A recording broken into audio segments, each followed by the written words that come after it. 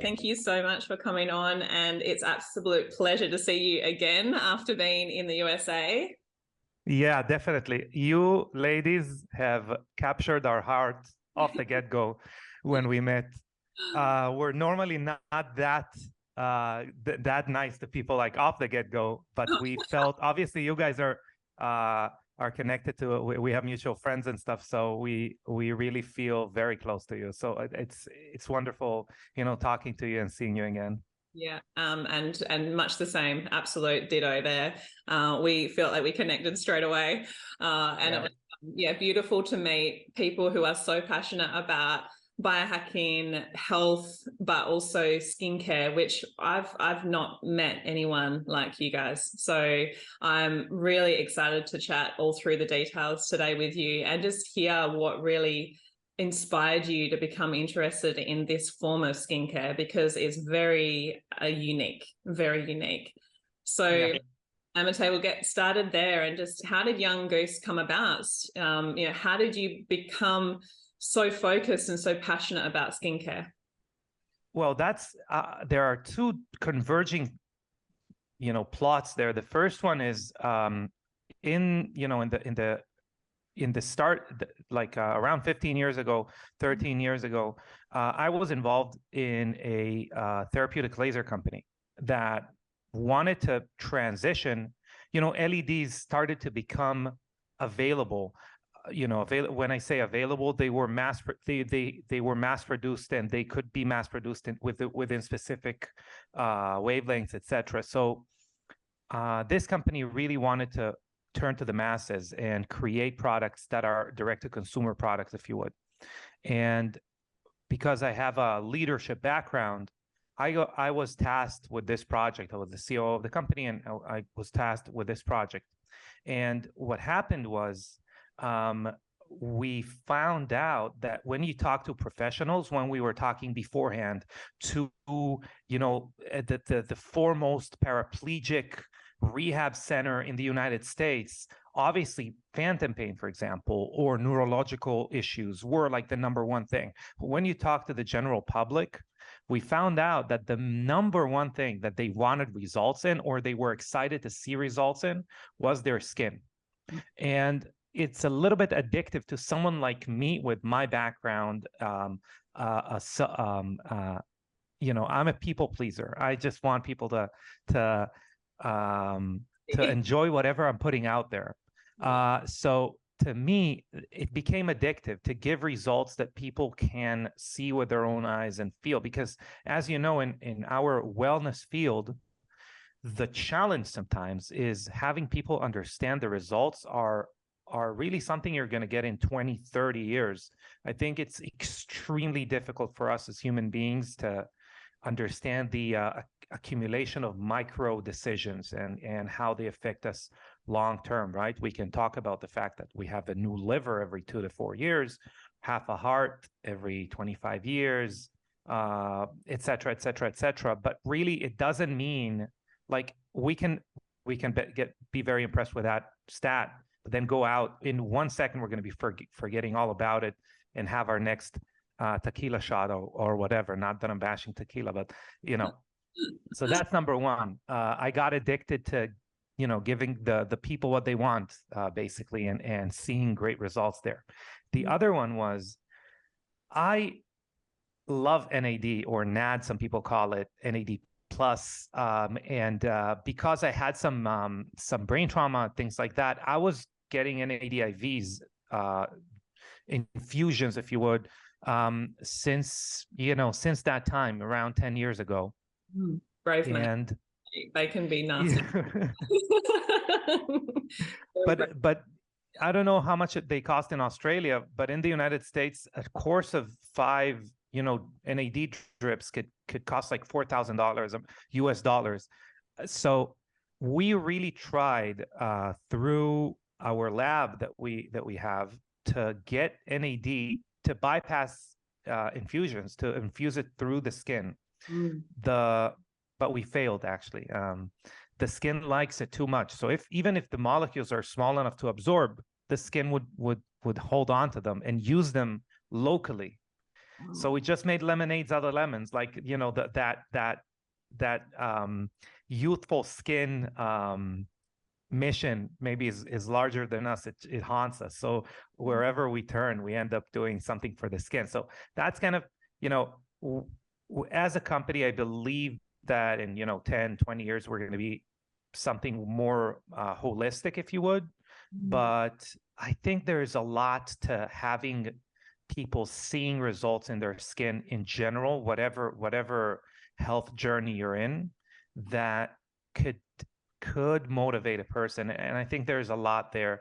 I don't know if you know, AG1 or athletic greens is like a very big, A lot of people, you know, as well in Australia. Yeah. Great. So AG1, I just listened to the Joe Rogan podcast like today, and they're talking about it. You know, I'm taking it, blah blah, and this is what it does: 1, 2, 3, 4, and then he mentions aging. There's nothing that helps specifically with aging, but I think there is something for people who are healthy or in their 30s, 40s, 50s that really, because we were talking about these micro decisions that we really cannot understand long term. We cannot understand the health of our hip and why we would need why we're preventing a hip replacement when we're 75, when we're like 35, right?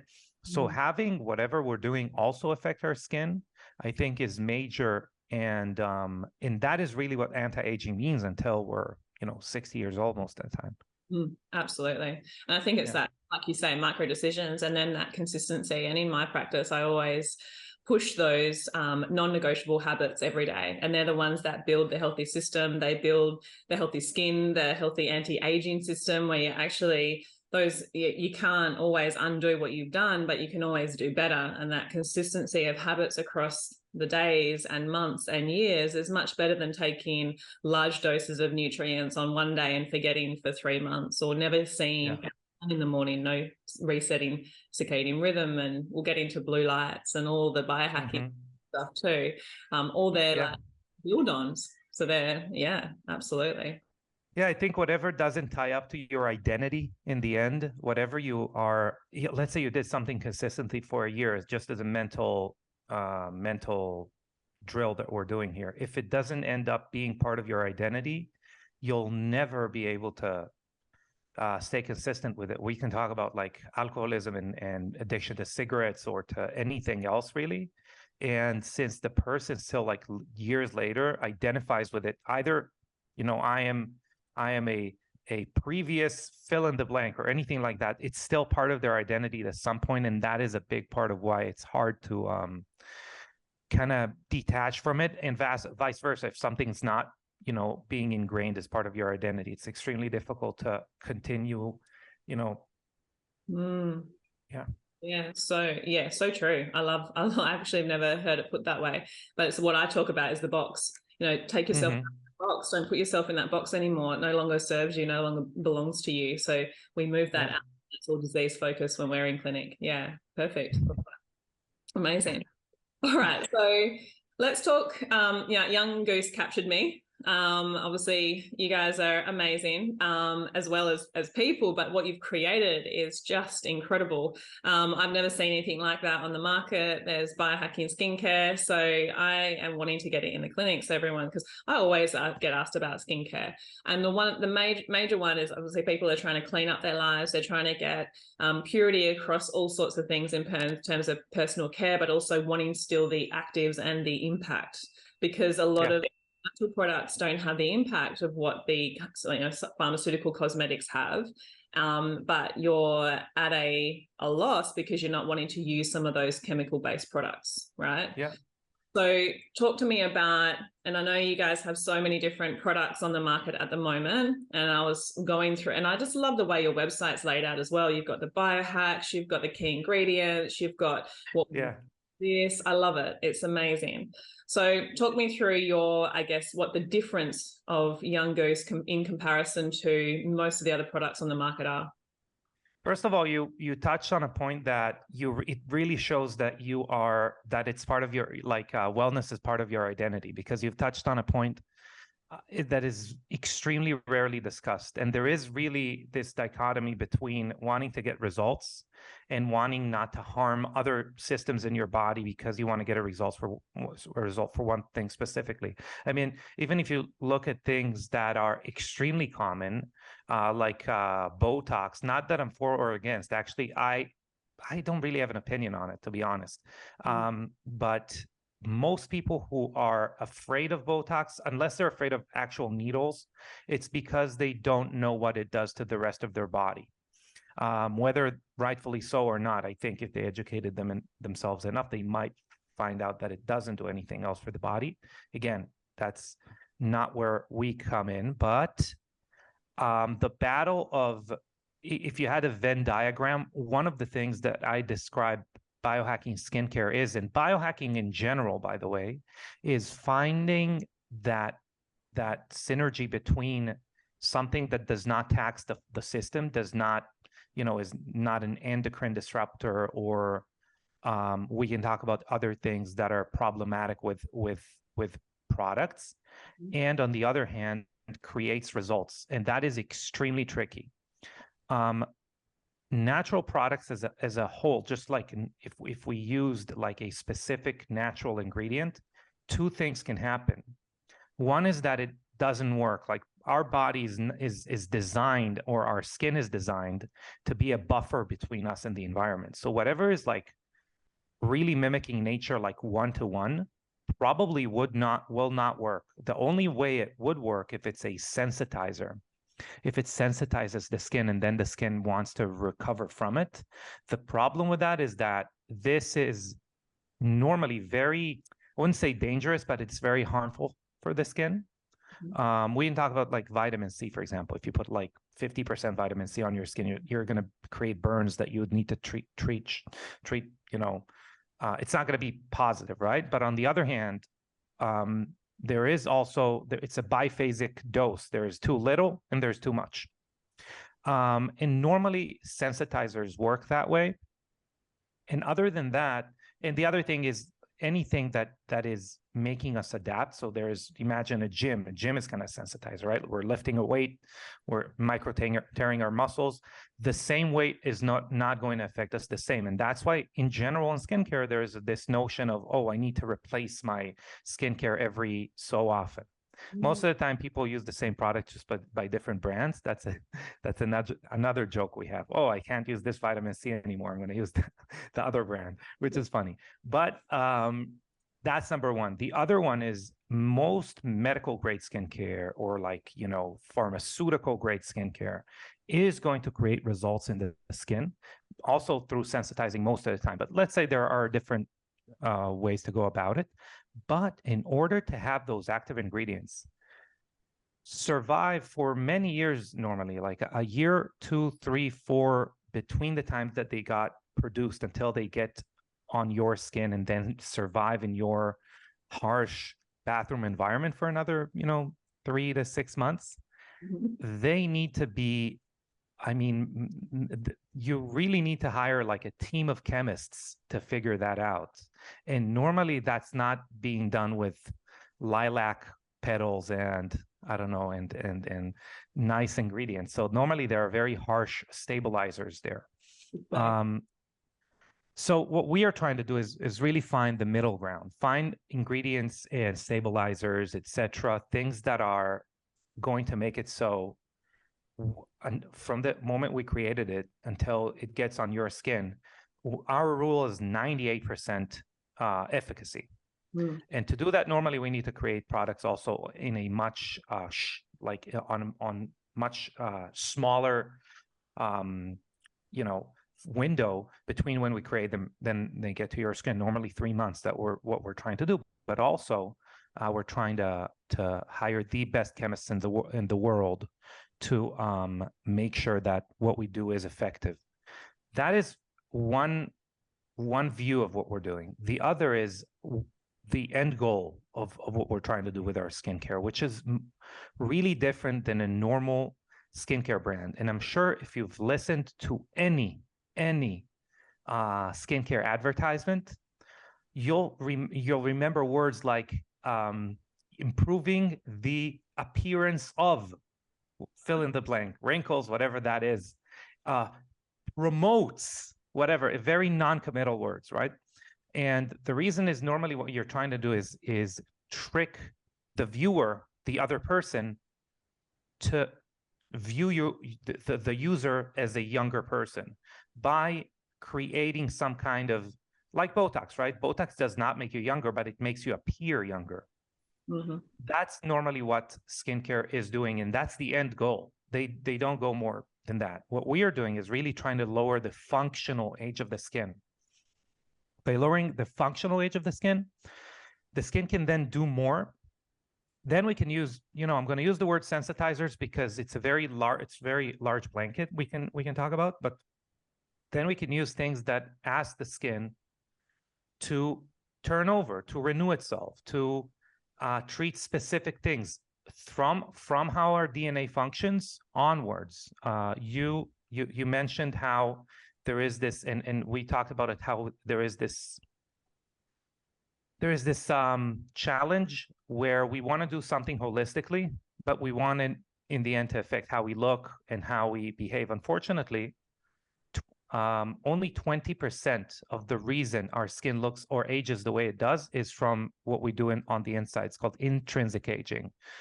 80% is extrinsic aging, is the, in Australia, I bet it's a lot of UV, but anywhere else, by the way, if you live in the United States, I'm not sure about statistics in Australia, but if you live in the United States and you live in a city, your skin's going to age more because of pollution than it is because of UV. And now we are learning that blue light, artificial light, also ages the skin. So there are many things that 80% of what we're doing is how we interact with the environment. So what we are trying to do again is also have a functionally younger skin to deal with those harsh environment stressors, also deal with extrinsic aging, and at the end, we also are trying to affect the way our body functions because our skin works better. So one of the popular words you're going to hear about, in a few years, that word, but I'm talking about the audience, is senescent cells, malfunctioning cells that are, let's just call them zombie cells, because that's the kind of common word to call them, right? Yeah. Yeah. So by eliminating those in the skin with a product that is called ProCare, we can actually affect how the brain functions and how the whole body functions, because they are taxing our brain and our body. So that is an end result of what we're trying to do. But first and foremost, obviously, is give people real results for their skin, results that are reflecting the functional age, the biological age of the skin, and not only the appearance of youth. Yeah, absolutely. And I love that. It's that 20%, 80%, because I don't think a lot of consider that the environmental burden on our bodies and external health of our skin being an organ, in itself, and it's reactive. Now, when I tell people that we have light sensing clocks in our skin, they're blown away. I'm like, you can't experience every day under lights or at nighttime at the wrong time. Your skin, very basically doesn't have time to repair. It thinks it's still midday. It's protecting itself. It doesn't go into healing. So we need to have our skin in proper healing. Yeah. So by the way, the skin is designed to turn over the most amount of cells 3 hours after you are not exposed to blue light. Wow. So technically speaking, if someone doesn't have the time of day to listen to a podcast, normally what I'm saying is 11 to 12. Yeah. That's when you really, if you want beauty sleep, that's when you want to be asleep, because you're getting the most amount of cellular turnover, whether you're asleep or not. So you want to support that process. But also, as we grow older, our body is prioritizing the skin more and more as a buffering organ and less as a organ that exudes vitality. It is a communicative organ when we are at reproductive age. And when we basically are past reproductive age, this is something that is going, obviously gradually, but is turning more and more into just another, basically like a body, the whole body sunblock, if you would, or environmental block. So you could affect how your skin looks, but this is mainly by communicating to the skin that you are still vital. Other than that, you are really you need to kind of trick the skin to understand that, and then to go ahead and repair itself, which is a challenge. And you know, absolutely yeah. the internal environment. And I just love how closely your belief systems with the skin is matching the belief systems and the teachings and the clinical focus that I have from the clinic that we work from, you know. And it's the quality of ingredients, the passion. There's no cutting down on quality because of, you know, costing. And it's very important to know that, you know, that the importance of product quality. And it's the same with prescriptions. And it's all I really value that perception of how we're making a difference in the world and really sticking with our guns and not actually creating a less of a product to have, you know, a lie almost out into society about how it works. So, you know, I want to cover lots more about other certain compounds with you, as in some and things like that, because in Australia, obviously, we have a huge sun exposure and also, ironically, vitamin D deficiency, which is crazy, but we are so sun. But before that, I really want to talk about some of the key ingredients that you put into your products, because that really excited me, with some of the control, the NR Noble, some of the plant compounds, you know, and how you landed on these particular ingredients. You know, what made you go towards these, or even how you found out about them. Like that's exciting. Yeah, so that's a great question, but and we kind of did the opposite. What we were trying to do is look at the hallmarks of aging, which this is very new science. So if it's new to someone hearing about it, I mean, the paper describing them was published in 2013. So, but we can say since like the early 2000s until today, we have gone on this journey and understood what are the core tenets of aging in every cell. And then they do change the expression of how that is, you know, how that looks in the end differs from cell to cell. But the underlying processes are similar, or are identical for that matter. So we looked at what does it mean in the skin? What does it mean mitochondrial dysfunction? What does it mean telomere shortening? What does it mean, nutrient sensing, diminished nutrient sensing, senescent cell burden, etc.? What does it mean in the skin? And then we went back and said, okay, what are the most researched? What is the best way? What are the most researched molecule? But also, what is the best way to affect that in the skin? And in the end, we are saying, okay, but that's all well, that's nice, cool, nice story. But now how do we have it that you can tell that this is working, you know, which is another challenge. Absolutely. So as far as those ingredients, we started with, as I said, with NAD, which the patent's called NR Noble, which means, you know, NAD is a huge molecule. And not only that, it's a very big molecule, so it's bigger than the pore. We can't really absorb it. If you remember, like 10 years ago, 20 years ago, people were talking about collagen, and every cream had collagen. And it's funny, some creams still come out. I think some companies hope that people forgot. So it's actually coming back. But, you know, that is another molecule that just doesn't absorb. Another thing that is similar between NAD and collagen, even if it did absorb, there are no highways between where it's going to absorb to and into to where it is needed. So let's concentrate on NAD. NAD really needs connexins. It needs these pathways that usher it into the cell. Outside of the cell, it's nothing. It's like you pay for gas and then you spray it on your car. It's not going to do much, right? You need it in the engine.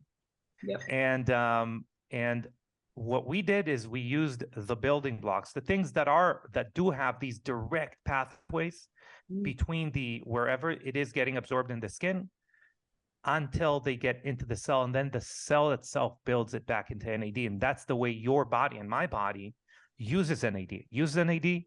The end product is those building blocks, and then it kind of collects them like someone who would collect shopping carts after people are finished with them in the parking lot, and then you put it back in line, and then people use them again. So so that is what we're doing with NAD. We're also making these precursors, these building blocks that are called NR, NMN, NA, and tryptophan. We nanosize them and we lyophilize them. We wrap them in a gift wrap that is made out of lipids, and that makes them much more stable, as we said before. And then they get back into the cell, etc. The problem was that what we noticed is, as I said before, is that the skin has no idea that this is something that a wrinkle, for that matter, is something that is wrong with the skin. Wrinkle doesn't have any inflammation attached to it. Hyperpigmentation, for the most part, doesn't have any inflammation attached to it. So the body doesn't know it's something that it needs to heal or to treat. That is when you use, let's say, our bioretinol, which mimics how retinol is used in the body, etc., to stimulate renewal in the skin. But because within the NAD product, we were trying to have like this kitchen sink approach to everything that's aging related as far as fuel in the skin. We also used, I'm sure you're familiar with resveratrol. I'm sure many of the viewers are familiar with resveratrol. So resveratrol is actually toxic for the skin. Really? The skin doesn't have the enzyme. So resveratrol, remember we talked about sensitizers, resveratrol, and by the way, turmeric as well. They are what we are getting the benefits from are the defense mechanisms of grapes, for that matter, or turmeric, where the curcumin, which is the active compound there that is benefiting us, is the defense mechanism of the plant. So if we talk about resveratrol, that's an antifungal, and it's also expressed when grapes are being exposed to a lot of UV. And if anyone has ever heard or listened or read David Sinclair's book, he explains very well that we did not evolve to understand when there's like extreme high UV in the environment, as we know from living in Australia. But we have evolved to sense different compounds being expressed in plants and fortify ourselves. Going back to resveratrol in our skin, this sensitizer, this thing that is expressed by the plant is actually kind of stressing our system, is being eliminated quite quickly in our gut. That's why we need to take it with fats or things like that. In our skin, the thing that eliminates it does not exist. So it's going to stay there and going to cause harm eventually. So if anyone has like a resveratrol serum in their house, they can flip the bottle and they'll see that it's one of the last ingredients in the ingredient list. It means there's a very small amount, because it's mainly to say that if it would have done anything, it would have been a problem. So what we're doing is we are fermenting resveratrol, and we're basically making up for that inability to break down resveratrol in the fermentation process. And it makes resveratrol 50 times more bioavailable, non-toxic, and something that your skin can use. So that's just one example, but we have many peptides, CoQ10, PQQ, a special type of vitamin C, turmeric, in this one product that is called Care, which is like our kitchen sink. It's a moisturizer, but it's like, that's what we believe everyone should be using. We also have one specific for the eyes. It's called Eye Care. Not very original, but it's called Eye Care. And these two are like our foundation. They're not cheap, but they're not that expensive. We believe most people will be able to afford them. And that's really how you start the journey. After that, you can use, we have like 12 products. So you can use different serums or a mask that we use that's called hyperbaric mask, which is our #1 seller here in America. Lucky enough to try. Yeah, it's really cool. It mimics the benefits to the skin you're getting when you're going in a hyperbaric chamber. So we have all these other products that are piggybacking on that ability of the skin to perform tasks way, way, way, way better due to care and eye care, which actually we can have the skin perform like a 20 years younger skin. Yeah. It's impressive. God. So, with this, obviously, we're mentioning on the price tag as well, because I guess a lot of clients would come up and say to me, why are things so expensive? Even with healthcare, you pay for what you get. So, and I feel that the quality of what you input is also the quality of what you output, because you actually value it more.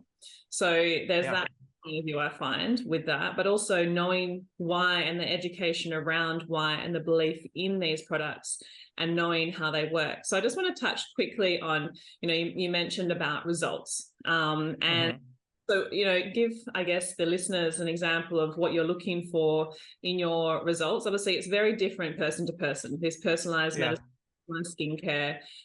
So we're obviously looking at different conditions for each different person. But what are we expecting from Young Goose? What do you normally tell people?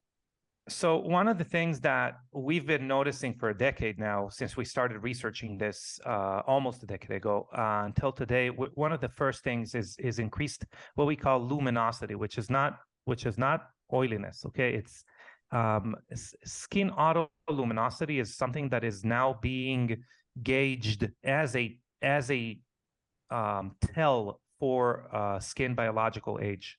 So how radiant you are, how glowing your skin is a big part of a healthy and young looking skin.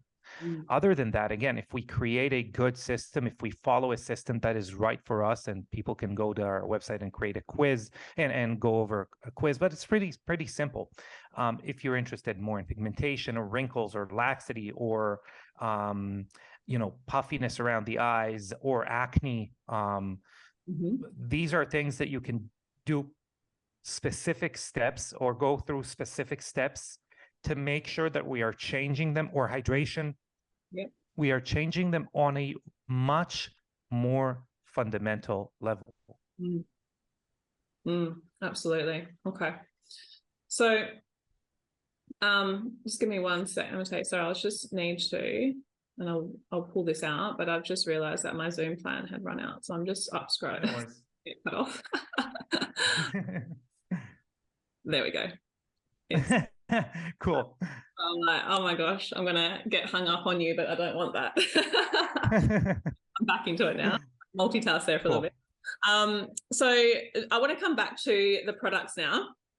And I know, I just wanted to touch with that in terms of, results. And I will also, after this, because I want to get some of the clinic products in clinic, and I want to test, be a self-tester, which I always have to be before I do lots of different things to clients. So I'll be getting a whole routine together for myself, particularly. Cool. But I want to also touch on things like peptides, because we haven't actually touched peptides just yet. Give me a rundown. So I've dabbled a little bit in copper, some of the copper peptides, but more internal. So that would be not supplementing the skin with that. Give me your perspective on peptides. Okay, I apologize. We use peptides. Okay, let me start with that. But I apologize for anyone who's spent their money looking, or spend their money on products that promote peptides specifically, by what I'm going to say right now.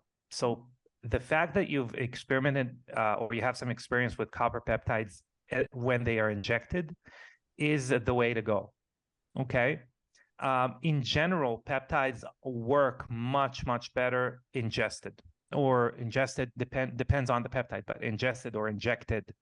In the skin, they are tricky to use, tricky to stabilize, and they also are not naturally occurring in nature in a way where the skin would know it needs to absorb them. So you really need to use them, and we use them as a tertiary strategy. And that means that we are using other molecules that call on the use of those peptides, if you would, or we're using other. So the peptides that we're going to use and we're going to use successfully are peptides that improve how collagen is created in the body or in the skin. We can talk about a specific peptide that is going to become very popular. The patent is called Tego Pep Up 4. And that is actually not a copper peptide, but what it does do, it increases the expression of the collagen genes that kind of turn off or turn down a little bit with age as we grow older. And that means that the collagen that we do create is not ideal, okay? Because collagen actually, there are 8 different genes that are in charge of collagen production, and there are more genes that are in charge of how collagen is being utilized. So what we are trying to do with peptides, with other compounds, is to improve it's an equalizer of music, right? We're trying to improve how epigenetic expression or how genetics is being expressed, which is called epigenetics, which would lead to much positive results. But as you can infer from what I was saying, we also need to ask the skin to create collagen, and that we do through some marine compounds that we use, or bioretinol, or vitamin C. So you kind of need to have it as a support. Copper peptides specifically in the skin, we use only in our eye care product.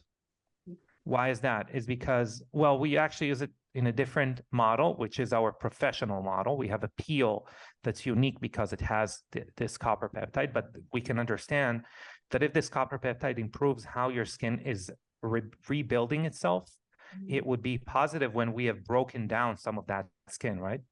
Around our eyes, what is going on is that this is a very thin skin, and it is always, so I don't know if I'm sure people listening to you would know what glycation is, but in case people don't, glycation is when we're consuming sugar, and these sugar molecules, and I'm really oversimplifying, kind of travel and attach themselves to protein. And by the way, in our skin, guess what protein is very prevalent? Collagen. So they're making our skin not only thinner, but also more rigid. They're disrupting the function of the skin. What we are trying to do in eye care as a whole is thicken the skin and have the skin more pliable. Which is the opposite of thin skin, which caves and creates puffiness, or the opposite of puffiness for some people.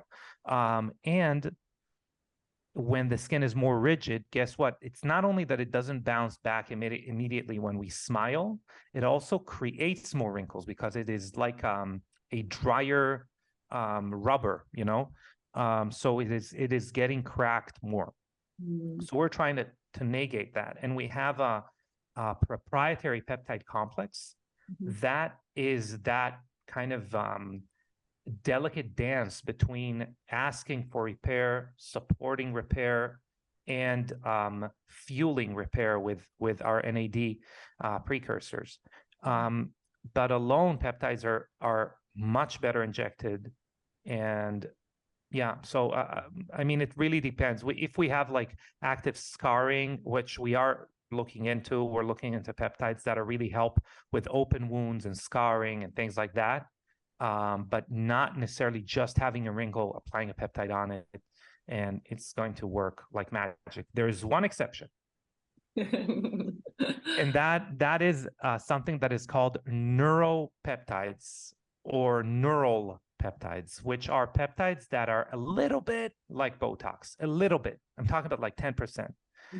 And what these are going to do, they're going to give you short-term results, which is cool. You're applying it on. They also accumulate. So within 6 to 8 weeks, it's like we applied like 10 to 20%, or we accumulated 10 to 20% of what Botox is. But that's not what we have them there. We have them there because we don't want this. It creates a pretty interesting thing where the skin does not contract in the same place twice.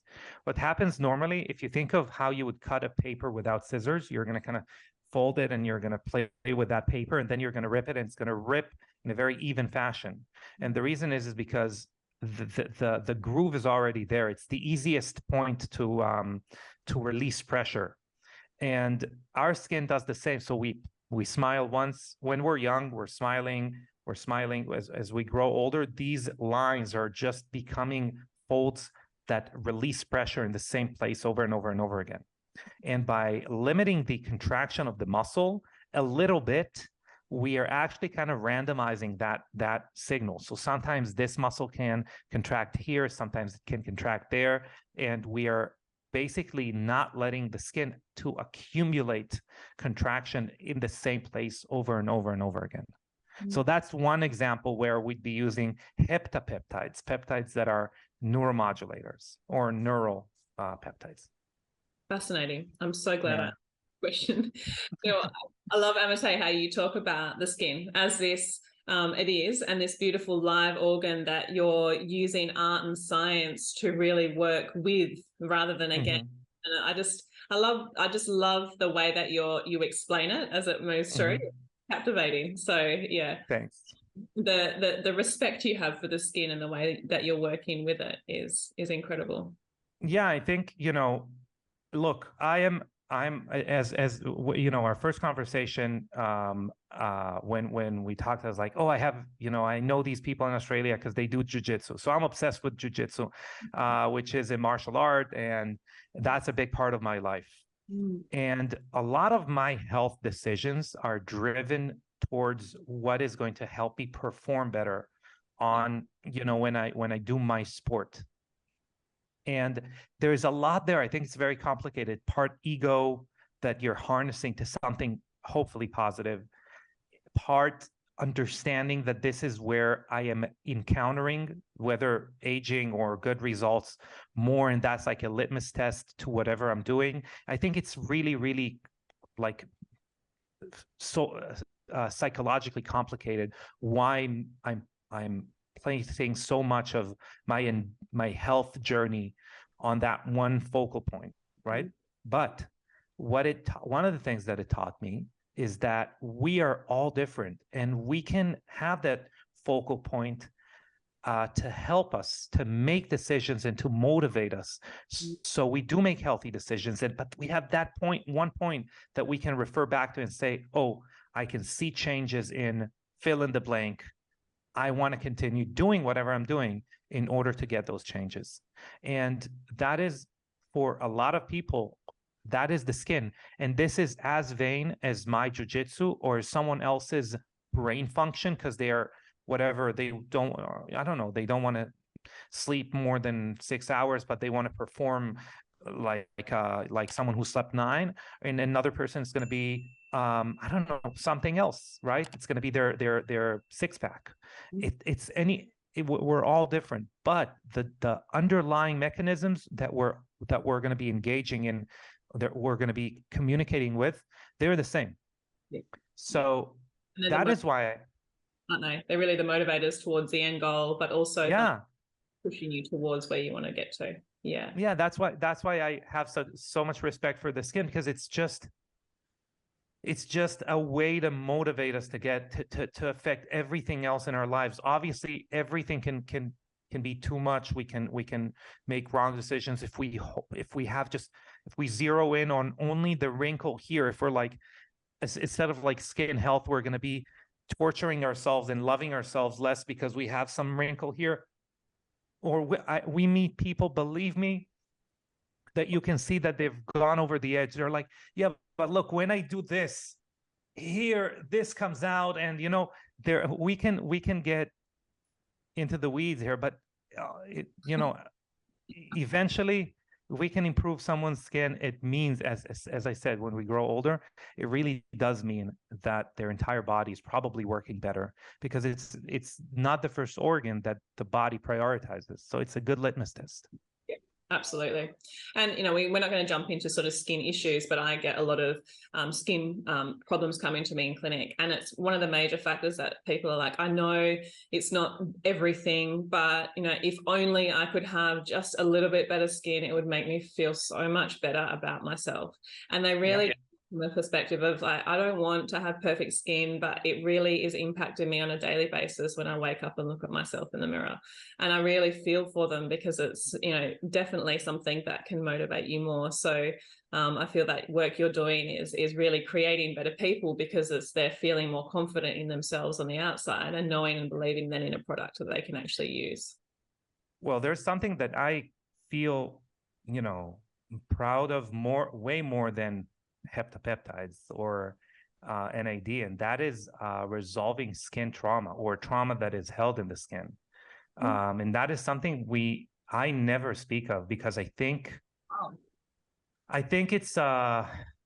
we're not there yet. I'm not talking about us as a company. I think us as a world. I think we only are starting to talk about trauma, and there's so much there that I would like someone to do before they try to resolve trauma that is held in their skin. Whether it is fascial work, whether it is, going and resolving some traumas that are held in their brain, for that matter, in their memories. But every product we make, we are trying to incorporate ingredients there that are addressing trauma that is held in the skin. Wow. And that is something we never really go into, because we feel that it would create a completely different conversation, right? We're going from, like a wrinkle on the forehead to something that we have held for 20 years. These two don't really connect that well. But I believe that there is so much more to skin care skincare is more akin to self-care than it is to beauty process, in my eyes. If you are taking that time, whether it's 5 minutes, 10 minutes, whatever that is, to take time for yourself and kind of maybe do affirmations together with it, some kind of meditation or mindfulness while you're doing the process. The first thing you mentioned today was that's going to improve, like our thoughts are going to improve the results of what we're doing. And I couldn't agree more. There's a reason that placebo is 30% of every cure. And if you can harness the power of your mind to improve your skin, there's so much there, whether it is the fact that trauma inhibits some lymphatic drainage. Trauma makes us obviously contract our skin more. It is also being held in the skin and in our fascia, so it literally creates inflammation, creates movement that is not natural and is repetitive. And you can see people like Gordon Ramsay, or no offense, Gordon, or other people that are dealing with a lot of high emotions. You can see some places in their skin that you're asking yourself, how's a wrinkle even there? Like, you'll see a lot of people that have wrinkles here. That's called the marionette lines. And these are mainly due to withheld emotions. So there's, I think, a journey that someone can do within skincare that is an opportunity. Or within, self-care, that's an opportunity that it can actually take you to a much better place emotionally. Not only loving yourself more because you look better, but rewarding yourself for taking better care of yourself. When you're looking in the mirror and you're seeing some change, it should be a sign that you've just a pat on the back because you've been taking care of yourself for a month, for a year, whatever that is.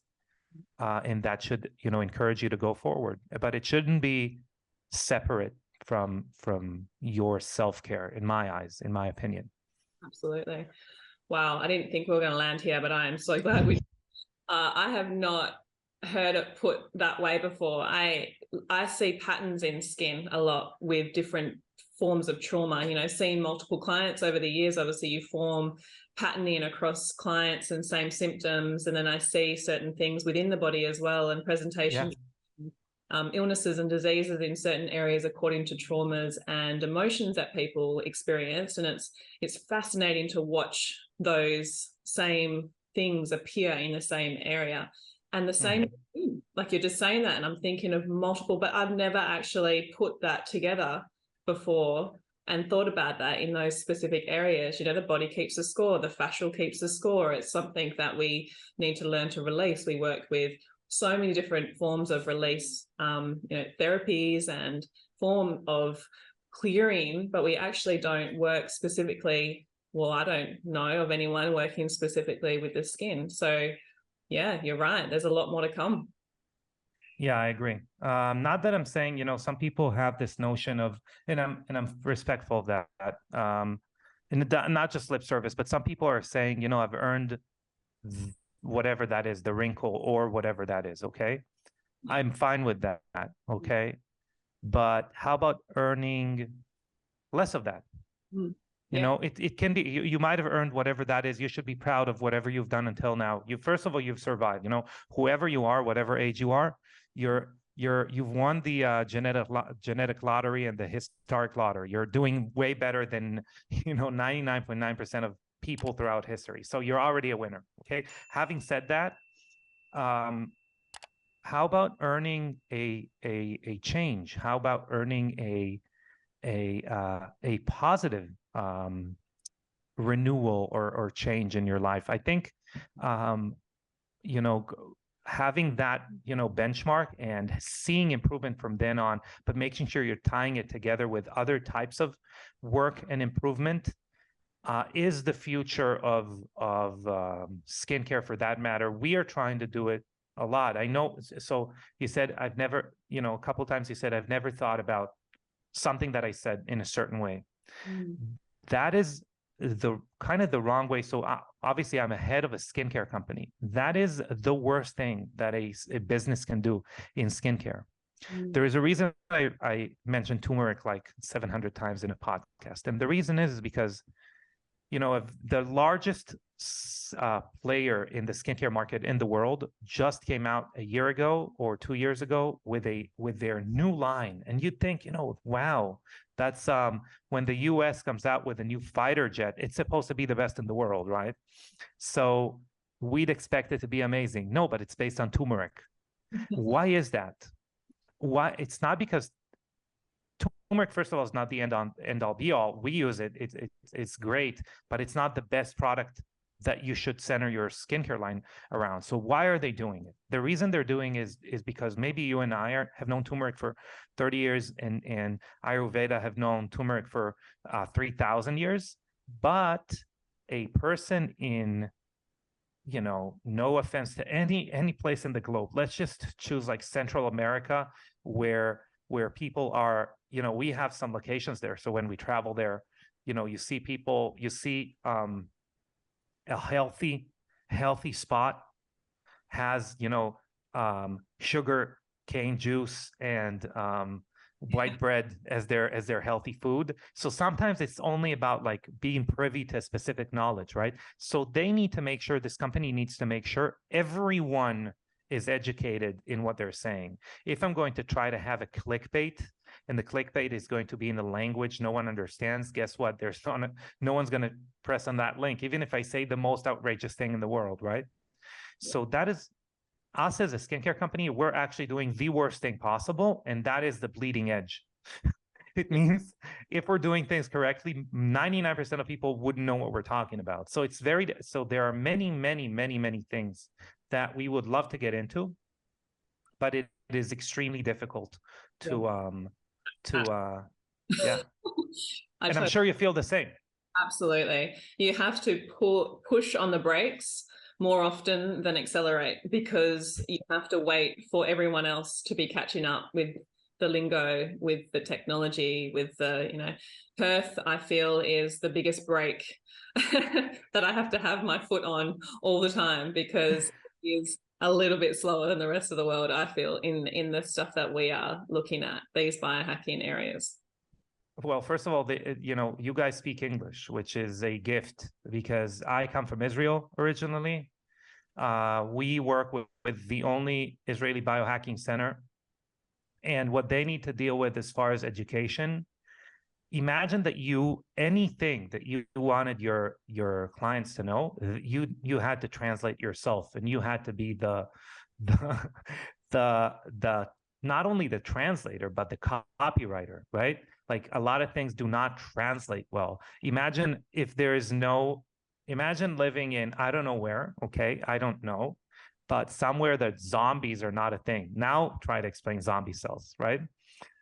So Context has to so be. Yeah.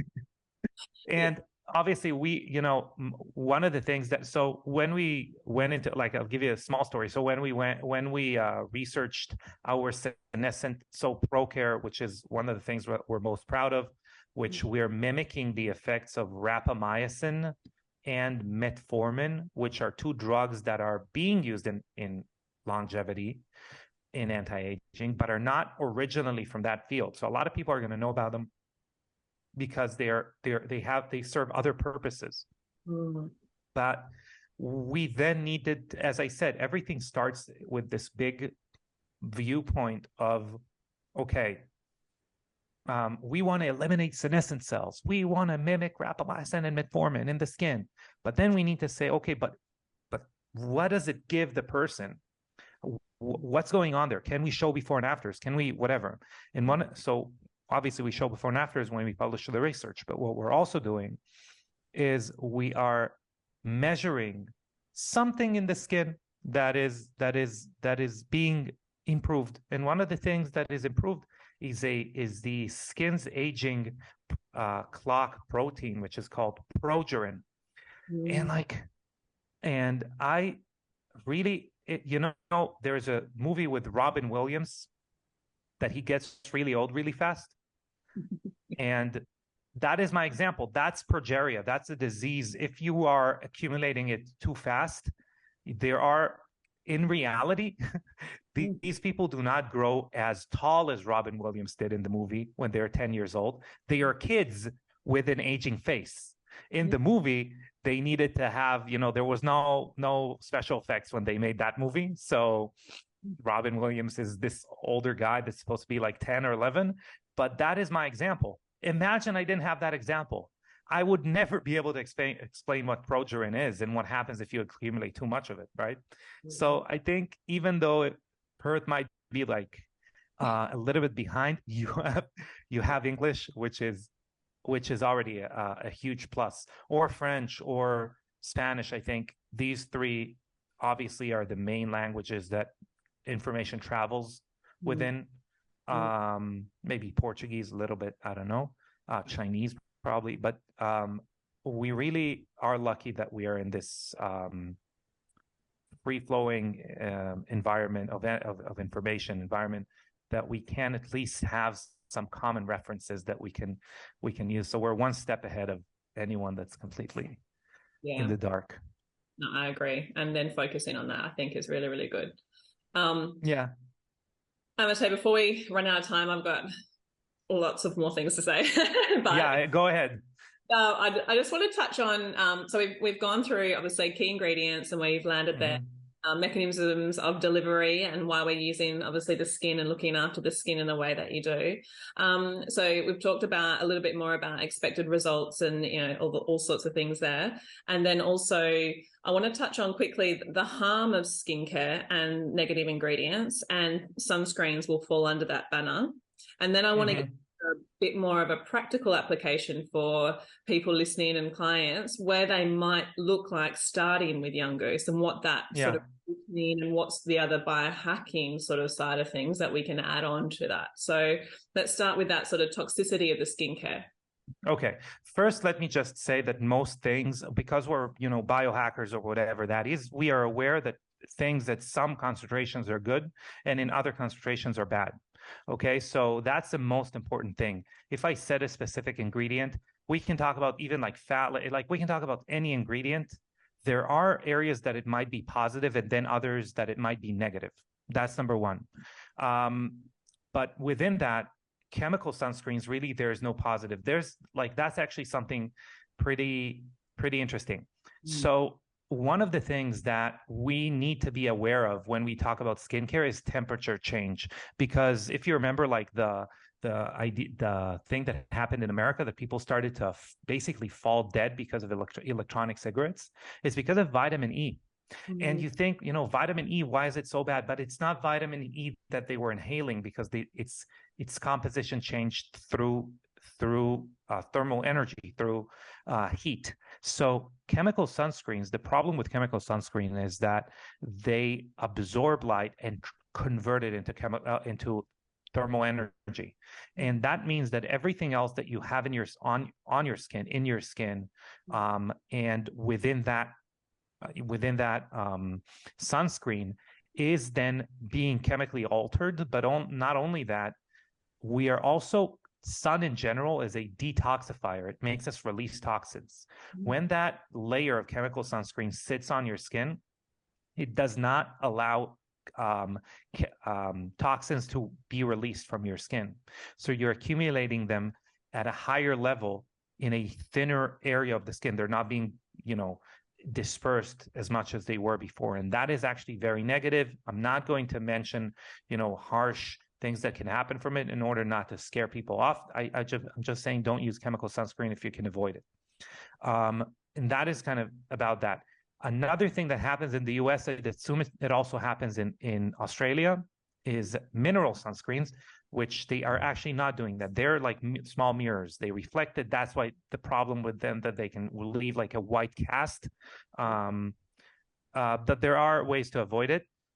The problem with these guys is that, well, not with them, but if you look at a mineral sunscreen, I'd really recommend looking at the back and making sure that the only active ingredient that there is zinc oxide, not nano zinc oxide. Everything else seems to have negative effects, like titanium dioxide, things like that. But aside from that, the reason I'm saying it is because in America, you're going to have something saying mineral sunscreen, and only like 3% is going to be mineral and the rest is going to be chemical. But because they have some mineral in it, they say mineral sunscreen. Fortunately, since mineral sunscreen is registered as a drug, or I'm sorry, sunscreens in general are registered as a drug in the United States, at least I'm sure in Australia as well.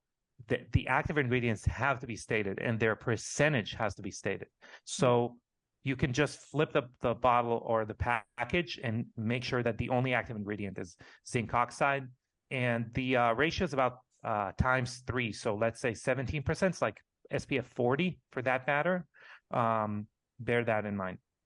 Okay. Another thing, if we talk about sunscreen specifically, and that's actually from Australia, that data, antioxidants are increasing the effects of the sunscreen. So that's why higher end sunscreens are going to have antioxidants together with sunscreens.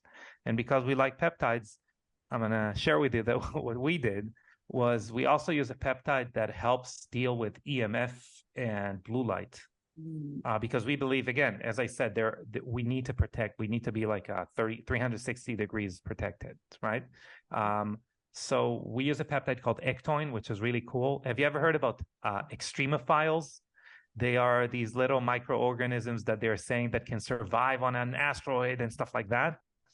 And they look like little teddy bears. And they have a peptide in their cell membrane that keeps repairing it. And we can actually harness this peptide and use it in our sunscreen to also help deal with EMF, blue light, and other things that are actually harming our cellular membrane. So that's really cool. That's about sunscreens. But other harmful ingredients, really, I would say, well, I'd say something else, because harmful ingredients are very easy to Google. Most of the time, there's a lot of fear-mongering and misinformation. But what I would say is about quality of ingredients. Okay. Another thing that came from Australia, I don't know if you know, that a guy won in a lawsuit against McDonald's, and what McDonald's had to admit, that's in Australia actually, if I remember correctly, McDonald's had to admit that the meat that they were using was not supposed to be used for it's not edible for humans. So what they did, they were chemically processing it to basically eliminate things there. It was rotten. So they eliminated the rot with chemicals. Why am I saying it? Is because meat is not meat. And I'm sure everyone listening here knows that, right? It's not the same thing if you buy rotten meat and chemically treat it than if you buy like pristine, grass-fed, organic they massage the cow and I don't know, put binaural beats on it every day. I don't know, but that yields a completely different type of meat, right? And in our chemical ingredients, that pretty much works the same. Where you get it, how long was it left on the shelf before it became a product? You know, if I buy something towards the end of its expiration date, I buy it for less money. And that kind of connects to what you're saying about, you know, quality of ingredients, stuff like that. So not that I'm saying that the higher the price, the better, blah, blah, whatever. But there is a reason like one hyaluronic acid is going to cost like $6 a vial and another one $160. Okay. So bear that in. Go ahead. That was not questions. Hyaluronic acid is a big topic of a lot of people. Right. So hyaluronic acid in general is also like so in our adaptogenic HA firming boost, we do have hyaluronic acid, but we believe in like a 3D type of hydration where hyaluronic acid hydrates more the top layer of the skin, which isn't negative, by the way. That I think a lot of people think it's negative because it doesn't provide the results that it is touted to provide. But we use an adaptogenic mushroom and another patent, which is called Aquacell, which is, do you know Cindy Crawford? She had a skincare line that was based on lemon rind. And the reason is because they kind of wanted to copy that patent. So that patent basically is mainly melon rind. I'm sorry. And what it does, it also increases hydration. But that snow mushroom, Aquacell, and hyaluronic acid really hydrates the entire organ, the entire skin. And that is much more important than just having something that feels more hydrated. I think that's where a lot of people go wrong, is that they put something that maybe it feels more hydrated. But the problem is you can test it. You can just not use anything for a day, 2, 3, 4, and see if your skin still is hydrated. Did we change something fundamental, or was it more the feeling of hydration? And then we're getting back to what we said in the beginning. Normal skincare gives you the experience that you want, but does not create fundamental change. So what we're trying to do, whether it's hydration, wrinkles, acne, pigmentation, whatever that is to create fundamental change, which has carry over. It's like when you cook your steak, you take it off and it keeps cooking for like 5 minutes. We want carry over when we use products. So just as an example, the HA Firming Boost has a 4-day carryover. And most of our other products also have carryover. It doesn't mean that you can use them for a while, not use them ever again, but it does mean that you accumulate real results. Yeah, beautiful. Oh, yeah. I'm excited to try that one too. You're going to get a big order from me after this. That's the problem when talking to me. Oh, I know. I just get so excited. I'm already excited about skincare and treatments and all sorts a better way. So I love this topic. So let's talk about the practical applications of your range and give me an idea of a routine that you commonly recommend people to use to get their best. You know, a lot of people want to know, what can I do minimally? What can I do to complete, like, let's go optimize, the full optimize versus the basic start. Okay. So we do have that. So if someone did if someone, you know, doesn't want to listen to me anymore, because I'm going to say some cool things, I believe, right now. But if someone doesn't want to listen to me anymore, they can go get a 4 or 5 question quiz on our website, and they'll get that. They'll get a minimal, like 2 product, series, or up to like 5, 7 product series, if that is what they want. But I'm gonna say something. So as I said, we have care and eye care, which are our really most fundamental thing that you can imagine. You can think of them more as longevity product rather than, unless you have something fundamentally malfunctioning in the skin, you will not see crazy results. You are going to see them if your skin is struggling. Other than that, we only have one cleanser, you could call it a toner. It's not really a toner. It's more of a hydrator than a toner, but it does balance pH levels. And that's something I'm going to get into in a second. But then really what you're going to do is you're going to create that equalization or play with your routine. The routine is going to change from one person to the next. with the serums that we use.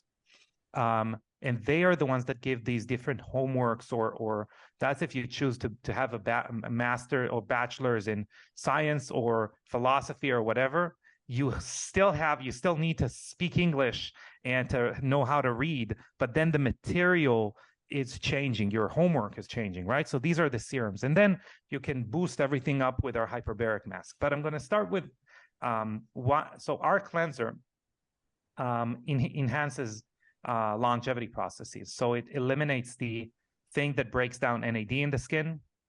It's called CD38. And we do it with apigenin, which is a chamomile extract that is rich in that material. Apigenin is not what makes you sleepy in chamomile, but it also is a telomere support ingredient, and it also eliminates that thing that breaks down NAD, which is the molecule of life, the fuel of our cells, and that lowers with age, and that is a big part of aging. So that's number one. That's what we have, only one. It fits everyone. If you need, something else, go ahead and use it. Why would we need to tone the skin? So everyone, I think if you're using a toner, you don't even know, or I'm not talking about you specifically, but most people don't know why they use a toner. So our products can only function within a certain range of pH levels. Mm-hmm. And if your skin's pH is not optimal, products are not going to work. So I know I keep going back to vitamin C because that's what I believe people know, but vitamin C can lose half of its potency, 70% of its potency, if your skin acid mantle, if your pH level in the skin is not optimal. So a toner would, I'm not going to say force, but it would usher your skin to a more correct pH level. After that, when we use, so our toner is called BioC peptide spray, which is a spray with a bunch of peptides and things that are going to help other things absorb better into the skin. And when we started, it wasn't actually a toner. Do you know Avion, the thermal water spray? It always made us laugh that people are using, the aerosolized water. They put it on their skin and they pay like $10-20 for it. Mm-hmm. So we said, okay, let's make that with benefits. So that's how it started, but it's very easy to balance pH in the skin. So that is part of what it does, but it also supports the skin microbiome, which is very important. Yeah. So then we get into the nitty-gritty of the cleanser, of the serums. So if someone is focused on aging, which is laxity, wrinkles, but also resolving the biological age of the skin, ProCare would be the most important serum, because what it does, it really, in the end, it is a senolytic, it does eliminate senescent cells, blah, blah, it mimics this, mimics that, but what it really does, it is like a genetic reboot. It increases the function of 14 different genes that lower with age, whether it's collagen genes, elastin genes, hyaluronic acid genes, LUM, which is one of those genes that is very important because it's how your skin uses all of those molecules, etc. And we published a study, and it's really cool, actually.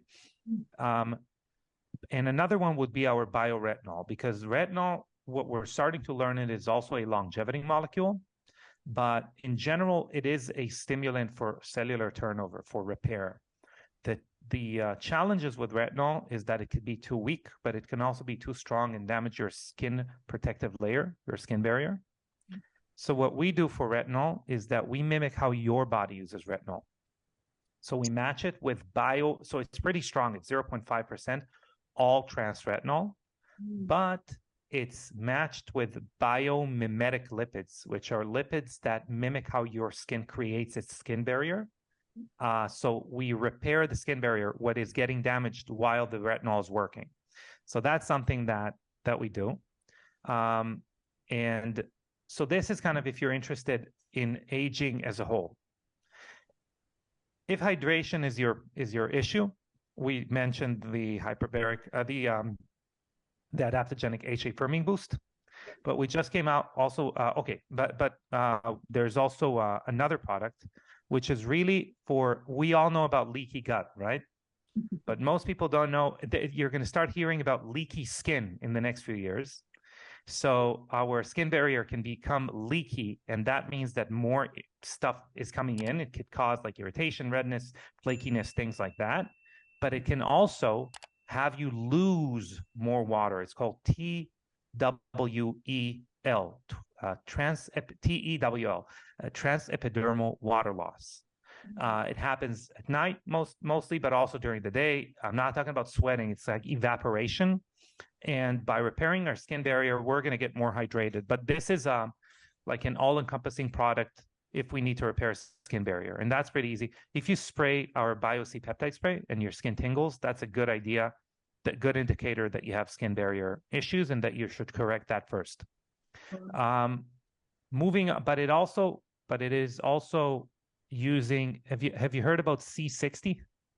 I think, yes, I have. Yeah. C60 is like the world's strongest antioxidant by far, and we are using a type or a sister molecule to that is skin specific. It's called lipochromin 6, and so it's like 20 times stronger than vitamin C, 11 times stronger than idebenone, which is like supposed to be the strongest one. So that is there too. So we're doing what we're rebuilding the skin barrier, but we're like biohacking it. We're superhuman skin barrier.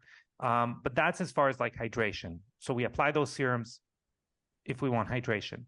Then if we want to treat pigmentation, then we can also use the skin barrier one, because that's also important for that not to have more and more pigmentation. But the bioretinol is going to be our most important one. And if we are talking about acne, we have this really cool serum that we actually made in the beginning to improve red light therapy, because we isolate EGCG, which is the antioxidant in green tea. But because it is a full spectrum compound, it has other ingredients from green tea. It is also antimicrobial and anti-inflammatory. So this is what you're seeing when you're seeing acne is not acne. Acne is a slang word, right? But what we are seeing is the inflammation caused by P. acne bacteria, or by P. acne bacteria clogging our pores, and that causes inflammation. So we're resolving the apparent signs of acne, and then if we're using bioretinol, unclogging the pores and stuff like that, that can cover acne as a whole. Again, we finished with the serums. Great. One moisturizer for all, one eye cream for all.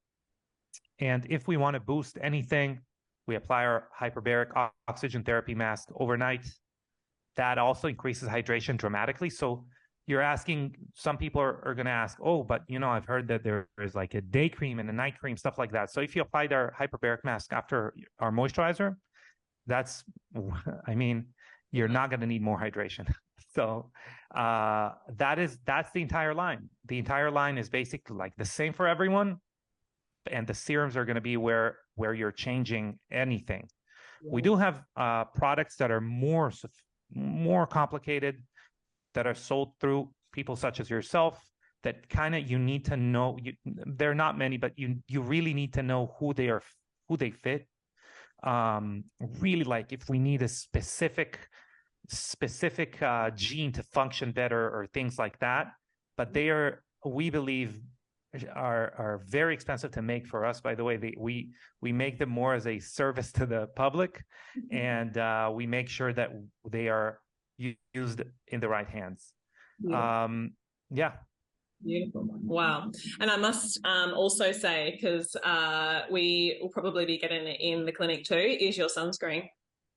Yes. Okay. So yeah. So that's again, that what we tried to do there is say what we are doing is that's why it's called a bio shield.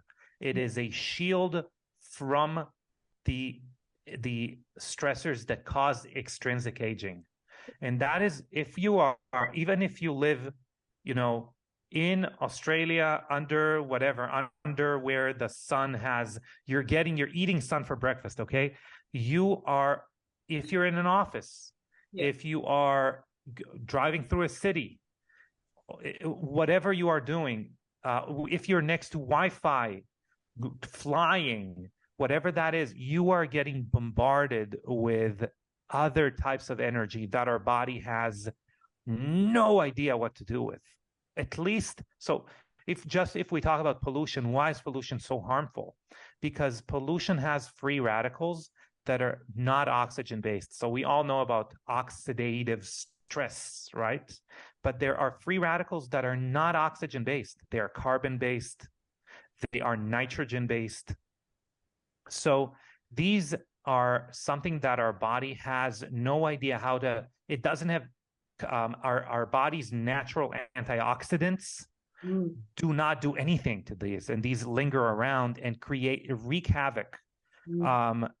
So we have to have something that treats them. So we have lipochromin 6, this antioxidant that's not only an antioxidant, it also is the only one that dispels these types of free radicals as well.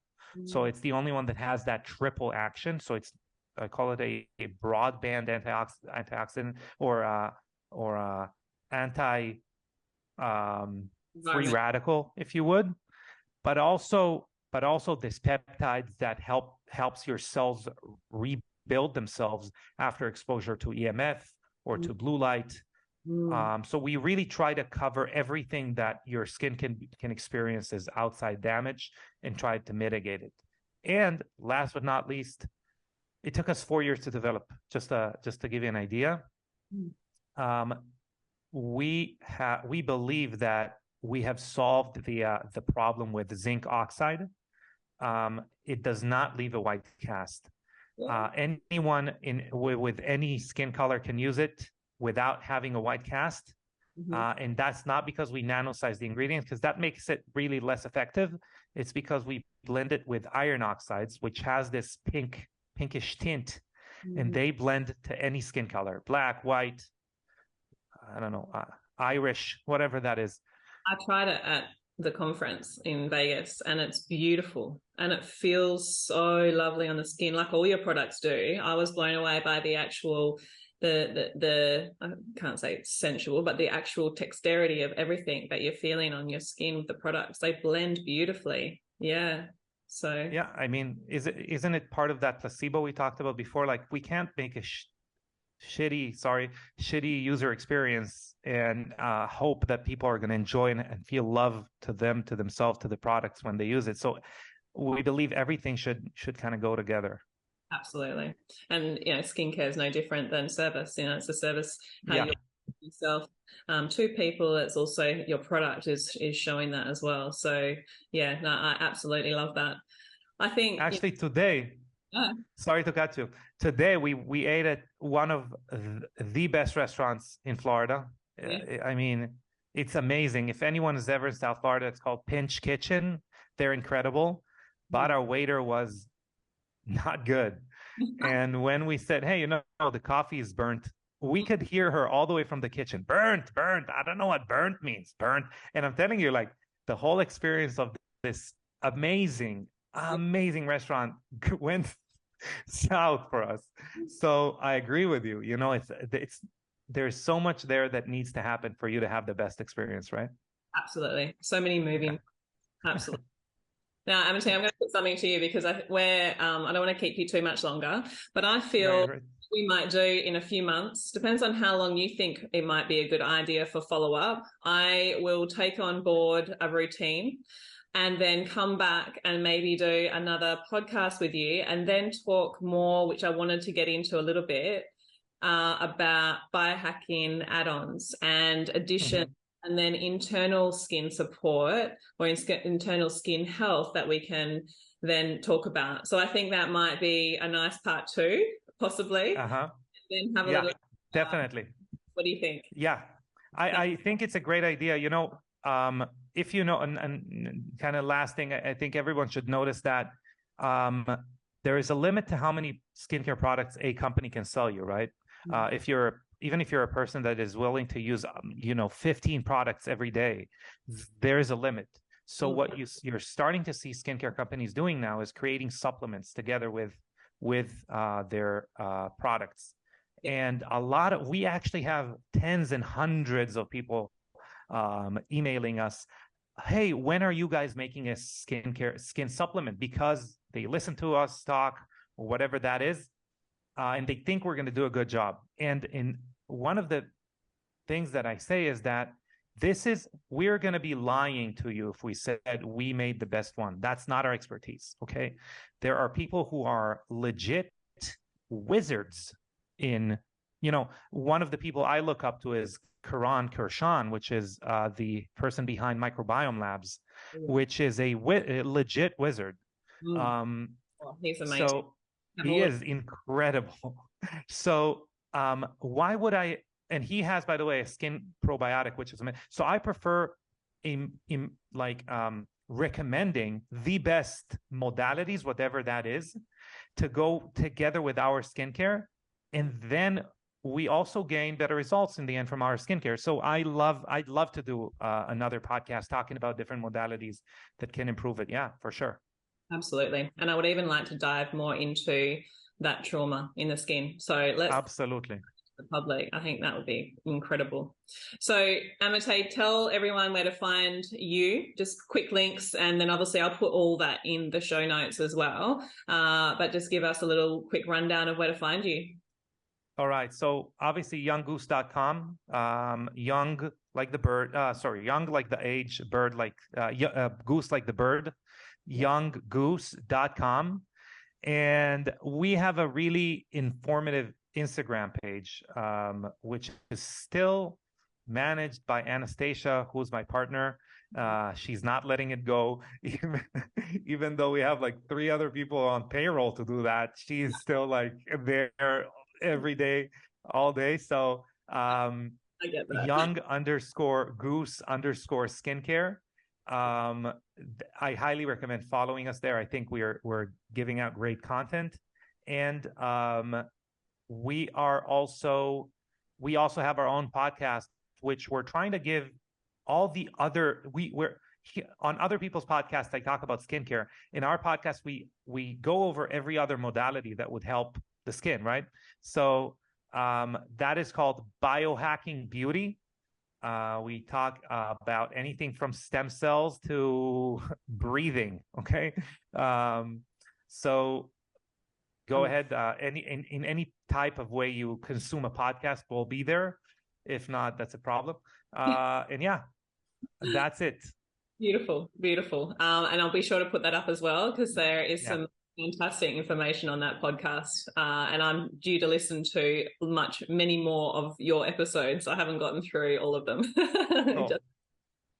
Thank you so much for coming on, Amitay, and giving me all of your time this morning and night for you.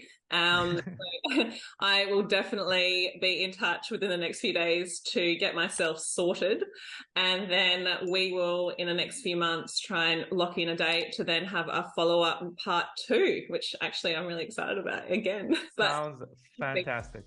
Yeah. Thank you so much. It was absolute fun. Yeah, amazing. Well, I will see you very soon. All right. Take care. Bye.